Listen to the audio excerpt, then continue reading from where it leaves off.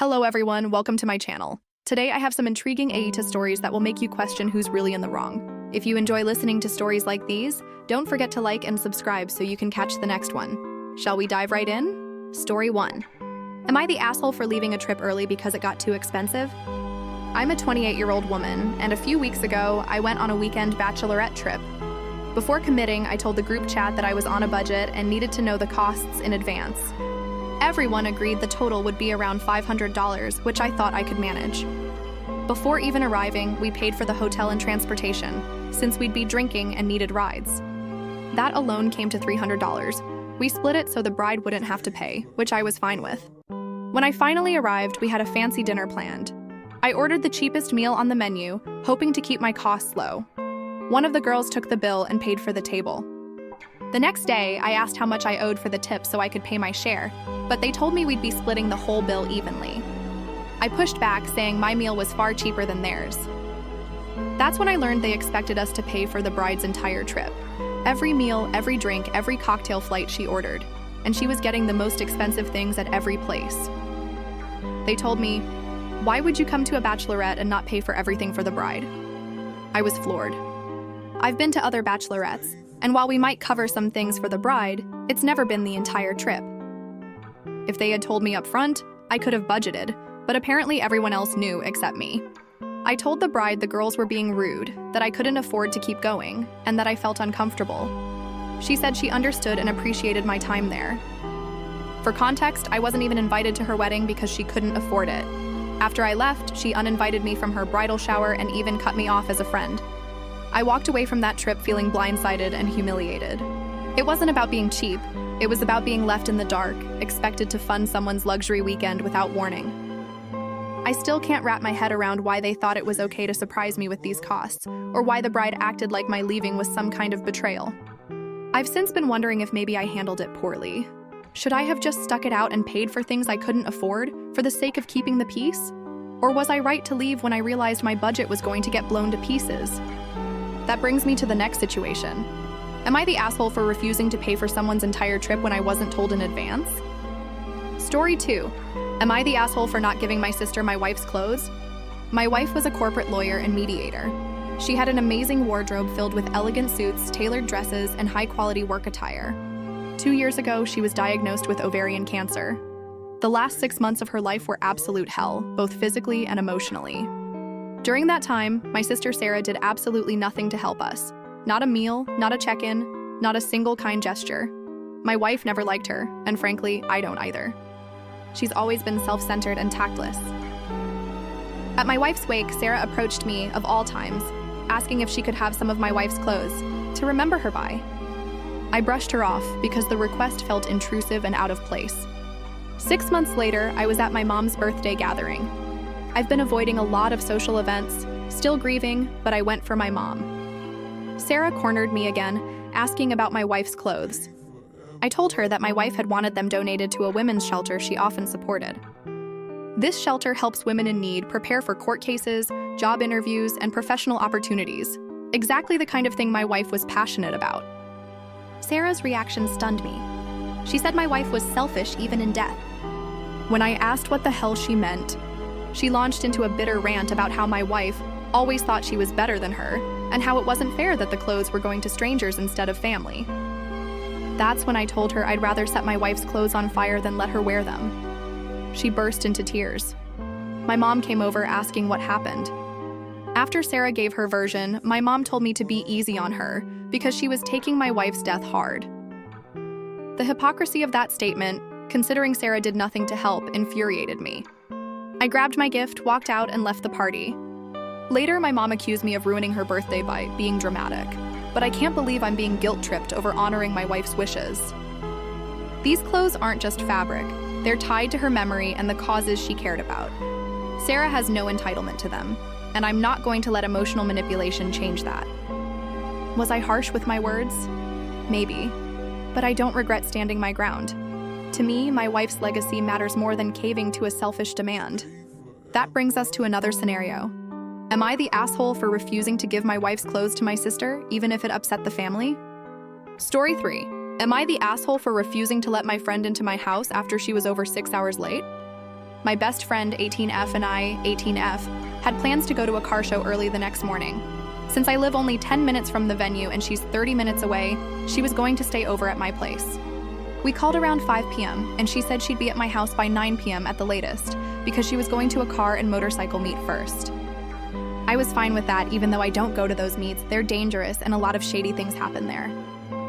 By 7 p.m., I texted for an update. No reply.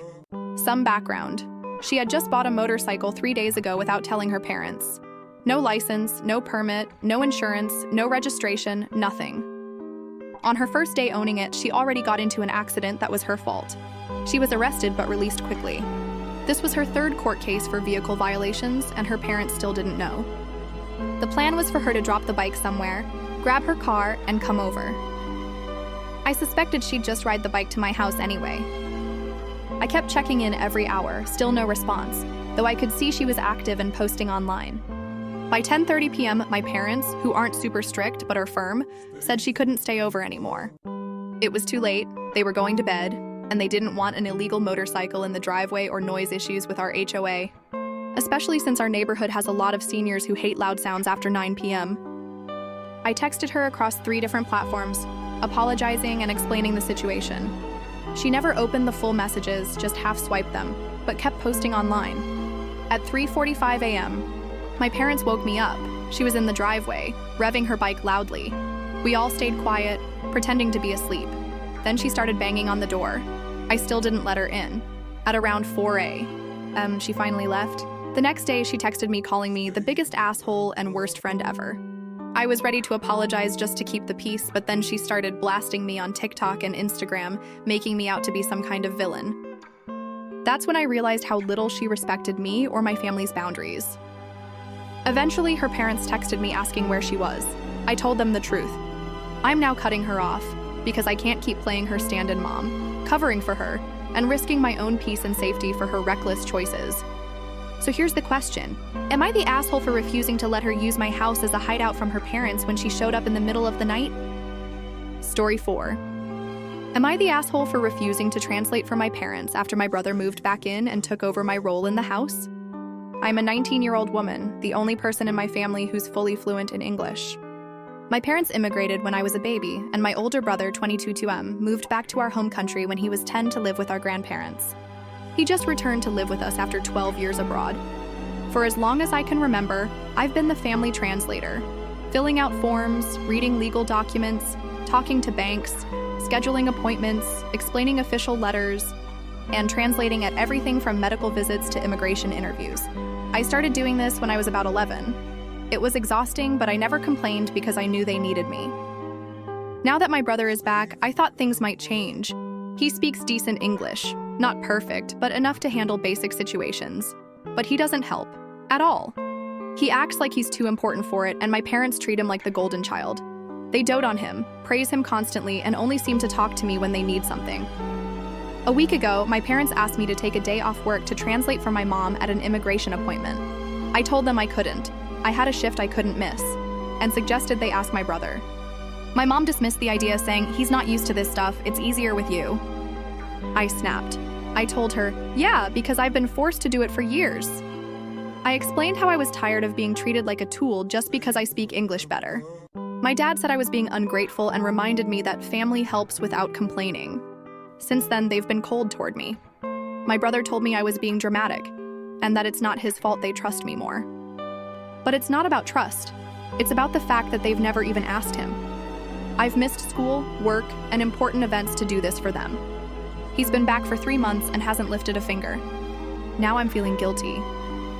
I don't want to abandon my parents, but I also don't want to keep shouldering all the responsibility simply because I was born here and learned English first. So here's my dilemma. Am I the asshole for refusing to keep translating for my parents when my brother could help but chooses not to? Story 5. Am I the asshole for not getting rid of my cat? I'm a 41-year-old woman, and I've been dating a 46-year-old man for several years. Last year, we took a 6-month break. During that time, I didn't date anyone else, but he did. While we were apart, a coworker of mine, someone who had a mild, unreciprocated crush on me, was moving out of state and asked if I wanted to adopt his cat for my kids.